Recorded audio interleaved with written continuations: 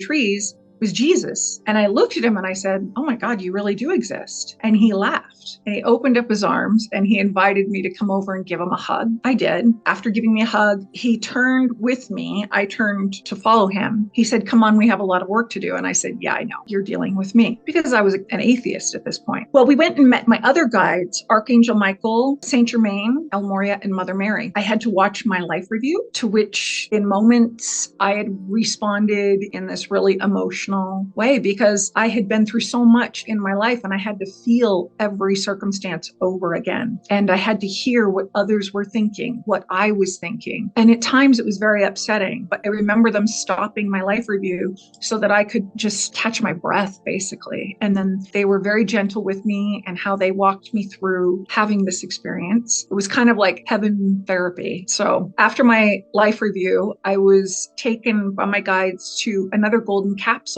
where Archangel Michael took me in while the other guys waited outside. And he told me that he needed me to kneel down. And I do remember standing as well, but he put Psalm 91. He spoke the Aramaic version of Psalm 91, held up his right hand, and this white beam of light that was just love. It was hitting my soul. And I remember feeling, this is so powerful. And after he was done with it, I could feel his power. He was so loving, so nurturing. And I started crying, to which Archangel Michael responded. He said, Megan, why are you crying? And I said, because I've been such a jerk to you guys. I haven't believed in any of you. I've said F this, F that. And I had nothing, nice to say about God, Jesus, heaven, because I had a really traumatic experience when I was 20. And I thought, wow, there is no God. In my own home, I became pregnant from, and I thought, wow, there is no God. In my own home, I became pregnant from, and then I chose,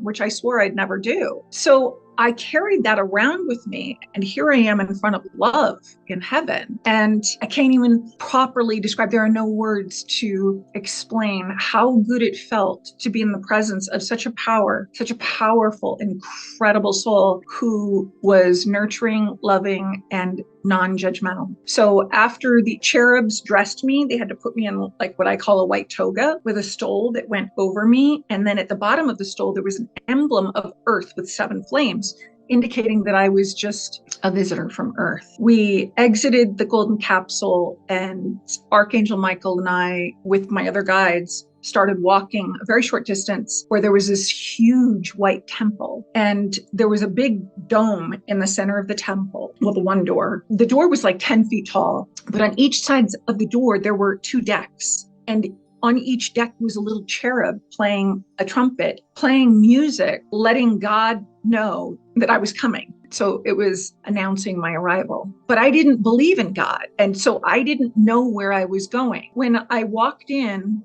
Jesus opened the door. My guides walked in before me, and I followed them. And up until that moment, I was just concerned about getting back to Earth, getting back to my child who was so young. He was 4 years old at the time. I left him at home with my girlfriend. I needed to just figure this out. I was just like, boom, let's just fix this. But this is not how it played out. So I walked into the door, and the moment that I stepped foot on the floor inside of this temple, I felt the most incredible wave of love that I have never felt before, ever. And I have never felt a love so powerful, so majestic, so incredibly calming, soothing. I also felt at that moment, because I'd had such a rough childhood and upbringing, that I didn't deserve it. And I remember feeling all of this at one time, like, where am I?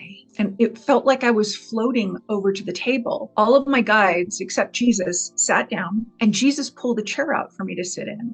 And I did. Then he sat to my left. And then to his left was this old man sitting at the head of the table. And I thought, who is this guy? And he started talking. And all of these souls, there were 77 of us sitting at this table. Everybody started listening to this man. And I thought, who is this guy? Well, within the first 5 minutes, he said, and Megan will be going back to Earth. In my head only, I said, oh.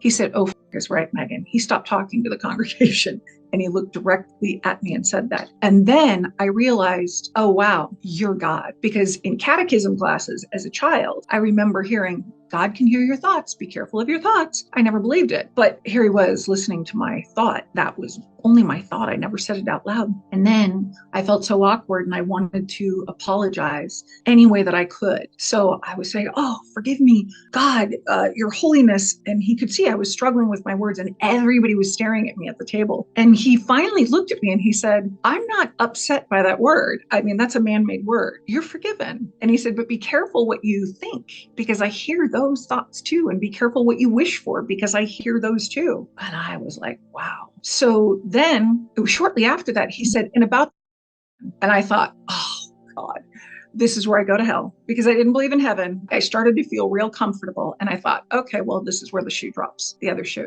But he said, I forgave you. He said, you asked for forgiveness. And he said, you asked for forgiveness many, many times. And he said, you didn't kill a soul. You can't kill a soul. He said, all you did was send him back to heaven. And now he's waiting for you on earth. And I thought, wow, that changed my soul and the way in which I felt because I'd carried guilt around for 18 years. And that's really, really difficult to do. It's something that's difficult to live with. It's such a decision. And, you're shamed and you're told all of these different things by various churches. And I was, with the Catholic Church. So it is what it is. But after we got through that, then God said, I want you to feel comfortable. I just want you to feel comfortable and relax. And I thought, what does that mean? Because I didn't know how to feel comfortable in the presence of all of these souls. And I hadn't really felt comfortable throughout my life for various reasons. Had a lot of insecurities, felt, not like I was valued or worth anything. So here is God telling me to feel comfortable